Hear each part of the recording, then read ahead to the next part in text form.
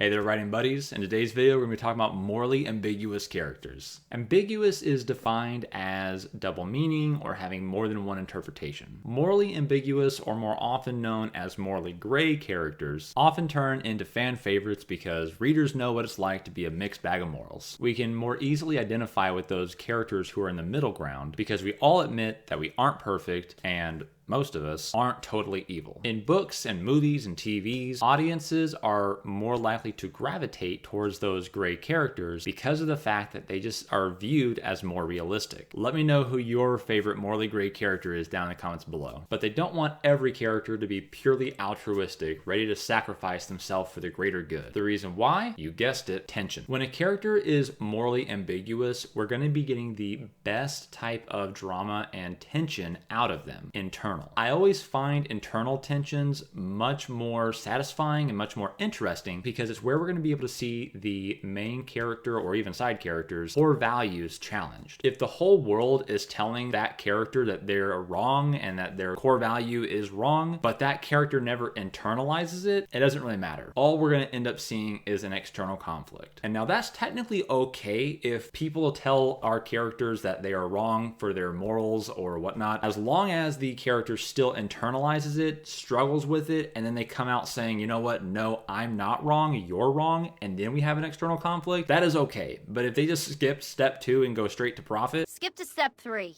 Profit. That is not okay. While external conflict is engaging and fun to read, it's never going to reach as deep as internal conflict. Conflict that grows and challenges the person. So we know that we want morally gray characters, but how do we actually go about doing it? Most of the time, we're taking overall good characters and toning them down to be a little bit more gray. And we'll talk about making evil characters gray here in just a minute. With good characters, the easiest way to get them into a gray space is to open them up to what they are willing to do in order to accomplish their good goals. If the character wants to do good things but is willing to go into darker places to achieve them, that will pull them more into that morally gray space. This can be the easiest way to make a character into a morally gray character, but it is also typically the weakest. If the character has clearly good goals in mind, then we want to present them with some truly dark options. We want the reader to consider if the ends justify the means. Now, we'll typically need to build this up over time throughout the novel. If you start with a character who is okay with cold-blooded murder in the name of peace, that kind of screams bad guy. So we need to establish that they are good in the onset. One of my favorite ways to do this is when a character chooses to do good, but those good choices keep either failing or even potentially completely backfiring in their face. This pushes them to become desperate. However we do it, the main question that needs to reside at the heart of this is, what are they willing to do? What are the depths that they are willing to go to in order to accomplish their goals? What injustices are they willing to turn a blind eye to? While they might not find that in the book, although that would be great drama if they did, it's important for the author to know where the line is. Another way to do this is by having the character be a hypocrite. Now that's a pretty strong word, but that is what they would be if they say to do one thing, but then they do another. Now what I mean by this is typically going to be where we place them in a situation that they are kind of forced to do the thing that they tell others not to do. Maybe your heroine stumbles in on the room and her mother and an assassin are struggling on the floor. To save her mother, the main character picks up a blade that had been,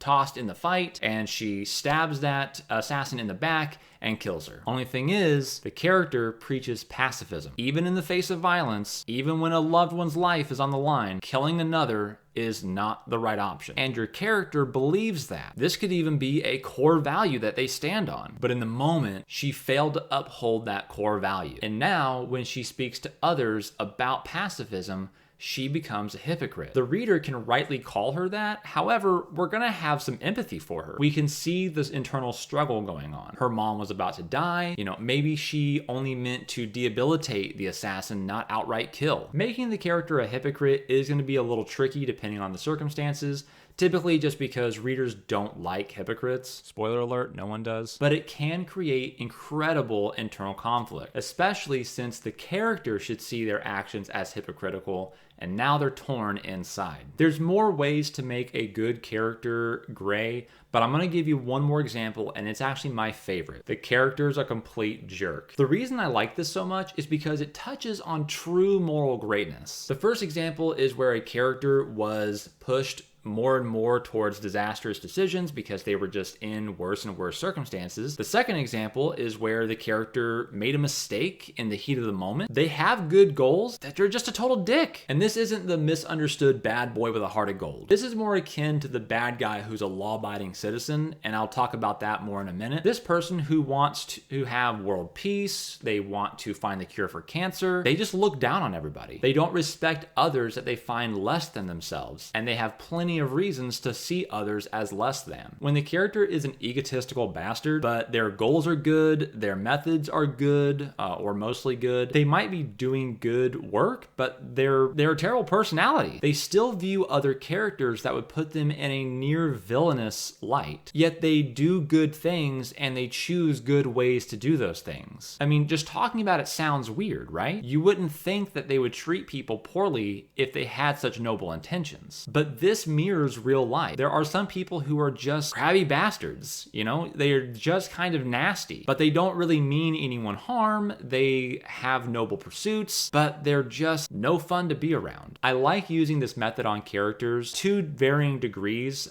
because it can really make for some odd dynamics. It places doubt on characters who have good motives and makes them excellent red herrings. It's also fairly easy to redeem these characters. Have them learn the errors of their ways and sincerely apologize for being a dick, and then also never be a dick again. But I'd stress that you don't have to redeem these characters. Some people are just assholes. That's how the world is. The guy solving world hunger might be a touchy OCD misogynist that no one likes, but if we have to use his big brain to get everyone in the world fed, so be it. Before I tell you about how to make a villain morally gray, let me know in the comments below how you like to make your characters gray. Like I mentioned a moment ago, the number one is going to be the law-abiding villain. This is going to mirror the complete jerk. Because of that, I won't go too far into it, but it is kind of the same thing. It creates really odd situations where you have a character who you would think would not care about the law and disregard it at every single turn, but for some reason this character is very law-abiding. They follow it to a T, so they are somehow morally obligated to follow the law when they know that they don't have to, but they want evil things otherwise. Next on the list is former good guy. Remember in example 1 where the good guy is pushed further and further to worse decisions? This is the ultimate incarnation of that situation. Part of what makes this character morally ambiguous is that they have friends on the other side. People remember them, and it's tragic that their friend is not only gone, but replaced by this new villain. This can be a great tool for tension because it allows the villain to actually make a legitimate call to the heroes to switch sides, usually with compelling arguments. Oftentimes when the villain asks the hero to come to the dark side, pretty surface level, pretty like, of course they're gonna say no, like why would they join you? But when it's a former ally, a former friend, they know them well enough. They know what the other heroes really embody. They understand their thought processes. They can make that argument tailored to the hero. Rather than just say, join me because I'm powerful, they can say, I know what your goals are. I know what you want, and your goals can be achievable if we join together. Let's do that. Another great tension would be the internal struggle. They might be at war with themselves because they don't see a way back. There's no stopping what they've started. If they quit now, they'll invalidate all those sacrifices that they made along the way, which would probably include other people's lives, so they feel compelled to continue on this track that they've been going down. My favorite way to make a dark character morally gray is to make them right. We were all thrown by the way that Thanos came in and made his argument for universal genocide in Avengers Infinity War. People were in legit agreement. Things would be better if there were only half the population, and the only way to make it fair is if the culling was random. It sucks, but those who live would be better off. As dark as killing half the universe was, the surface level argument was not wrong. It was the idea that half the universe needed to die that was wrong. The fact that he was going to force that to happen was wrong. If we can make our villain's terrible plan make sense, make it clear that what they want on the surface is good, and why they see their insane solution as the only option, we can get a very interesting, morally gray character, especially if that character admits that their plan is horrific and tragic. If they show remorse for what they're doing, but they're still so convinced that they have to do it, oh, that's a good villain. That's morally gray, and that can be at the heart of a great conflict. Now, this is honestly one of the most difficult ways to make a villain morally gray because it requires a lot of work on explaining their motivations. Thanos had a majority of a movie, and he was admittedly pretty heartless. He espoused how sad and tragic it was that half the universe had to die, but he wasn't shedding a tear until he had to kill Gamora. And he still dropped her after like 3 seconds of thought. But if you tackle a smaller goal than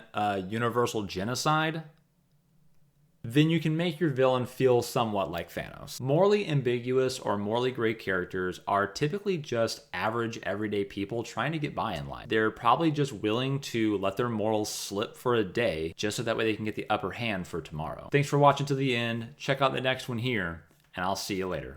Happy writing, happy reading.